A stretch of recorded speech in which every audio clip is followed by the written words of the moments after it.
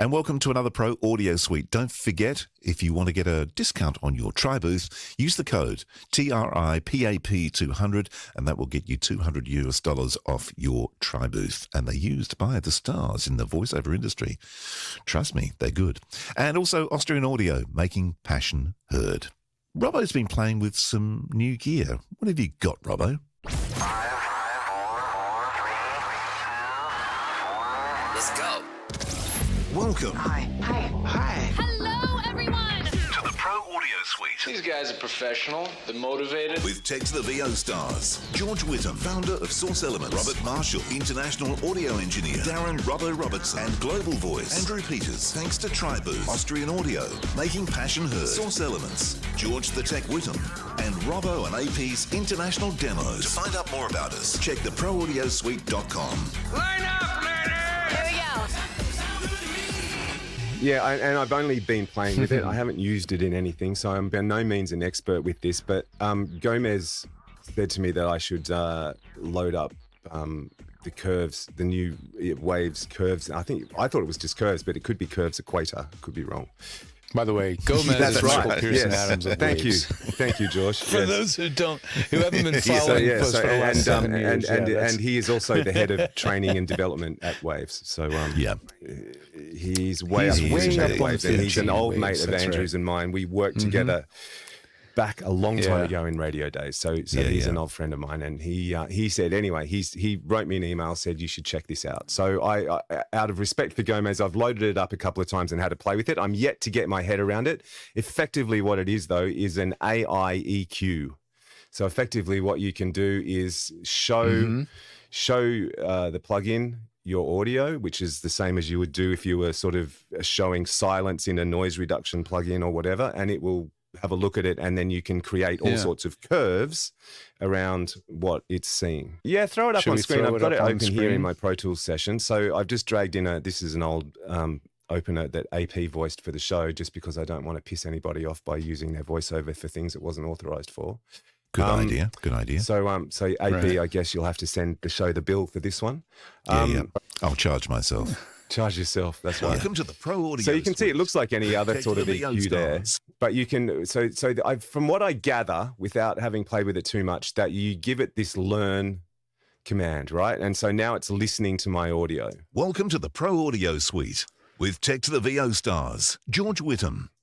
Right, and then now it's basically calibrated itself to Andrew's voice. Is what I sort of, and then when I click apply, I now get this.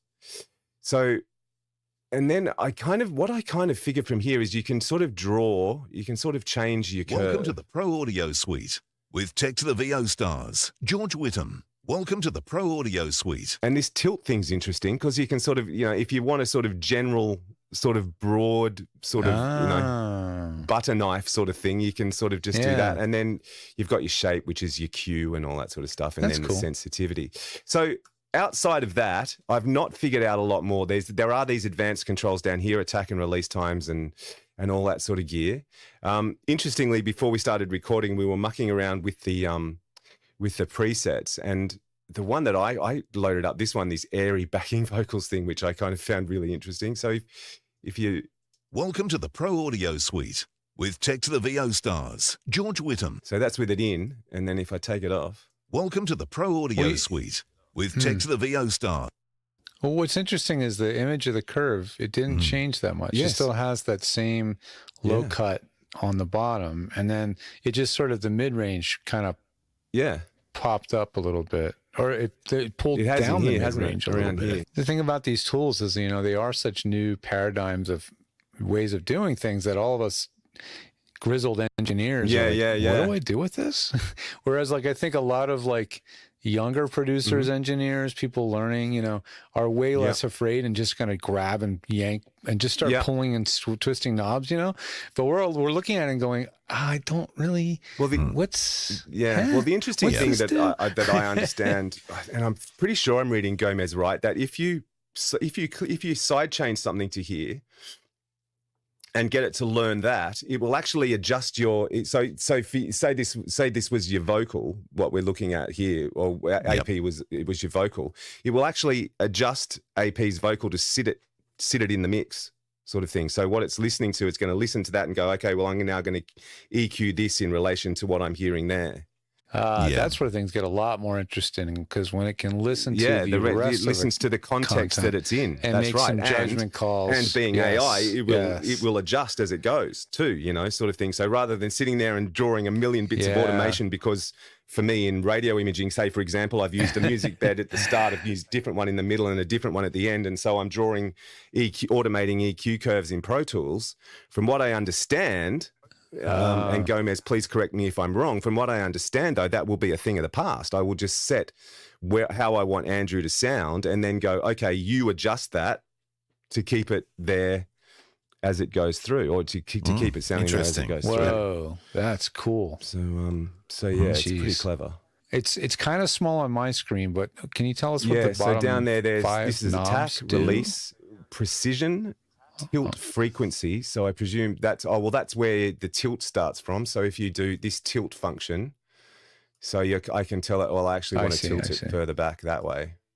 Yeah, or whatever. Tilt it way down there. Yeah. Oh, now it's tilting it around that. Tilting it around, and it seems you're right, George. It seems to be just around the mid-range too. So yeah, and then you've got a curve smooth, which is obviously smoothing out those rather than being so harsh. It's just smoothing our curve out. Oh. So if you turn all the way to the left, you have a lot more little. So all the way to the right, it's getting closer to a straight line. All the way to the left, and it's a bumpy mountain. And the other cool one here is auto makeup. So that's sort of almost like your automated volume control. So it's sort of making sure that it stays. So that sounds to me like it does have a limiter. That's here. That's the limiter here. There's a limiter here. Limiter on off. Oh. Audio makeup, I'm presuming, is like a threshold on a compressor. Yeah. Here I was thinking it was just an EQ, got a little dynamics thing dynamics in it as well. count. So these I'm yet to work out. Pink, warm, flat. George, you might be have a little more of an idea what they might do. Say again. And flat. Pink, so warm, flat. There's nothing visual. That's a shape it does. thing. So yeah, there's something happening in the background there that I'm yet to figure out what that's doing. Well, for that, I'm going to have to RTFM. Read the fracking manual. Yes, exactly. Exactly. Who would do that, Colin? I'm that sort of person that doesn't learn from reading. I'm better off just sitting down and playing with it and figuring it out. Yeah, exactly. Just figuring it out. But I have to say, waves, yet again, even though Gomez is a mate, very cool. I mean, clarity and de-reverb are more and more finding their way into my workflow. Not so much de-reverb, but certainly clarity, because it's just so easy. Just throw it on a track, dial it in, and move on.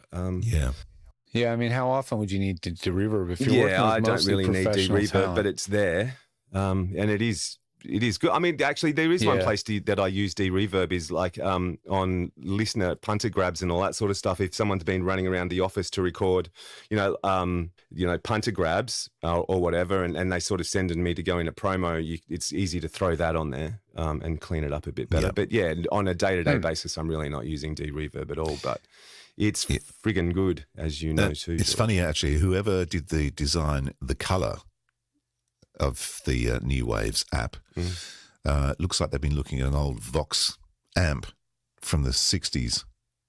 Yeah, it kind of does a bit, doesn't it? Vox amps, that's what it looks like. Yeah. So the obvious question from here is, if we're automating EQs, does that mean that we're automating compression next?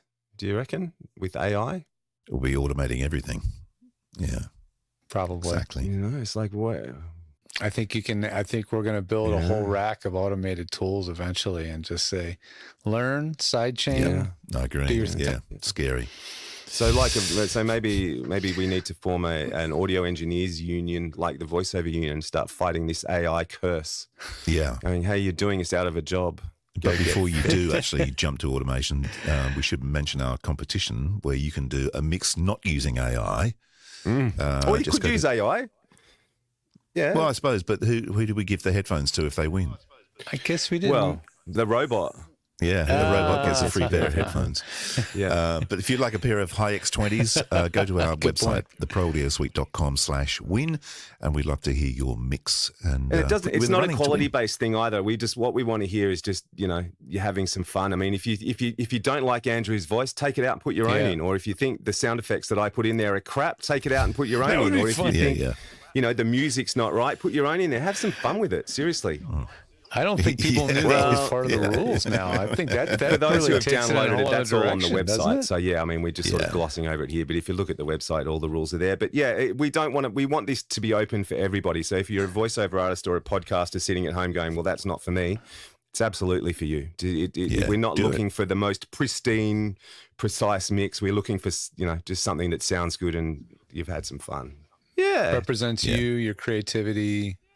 Or just where you are in your journey, whether you're beginner, pro, or whatever, I'm hanging out to hear some of the results. What the results are, and will we hear the final results, or are we going to hear like the top three? Three maybe, because if we get 100, I don't think I'll cull it down to maybe 30, 20 or 30, and then share them between us, and then leave the sort of top 10 for the top. Yeah, I'll let them do the top, because I don't think anyone wants. Got it. Okay, and then we can maybe feature the top and maybe we'll pick out a couple of randoms, perhaps. or those that are those special mentions or something too, I suppose. Yeah, like, wow, this person replaced Andrew's voice with a donkey. Exactly. Well, I mean, what's the difference? I'm not trying to give you guys any ideas or anything, but I suppose, but at least I'm not on mute. Well, that was fun. Is it over? The Pro Audio Suite, with thanks to Tribooth and Austrian Audio. Recorded using Source Connect. Edited by Andrew Peters and mixed by Voodoo Radio Imaging with tech support from George the Tech Whittam. Don't forget to subscribe to the show and join in the conversation on our Facebook group. To leave a comment, suggest a topic, or just say g'day, drop us a note at our website, theproaudiosuite.com.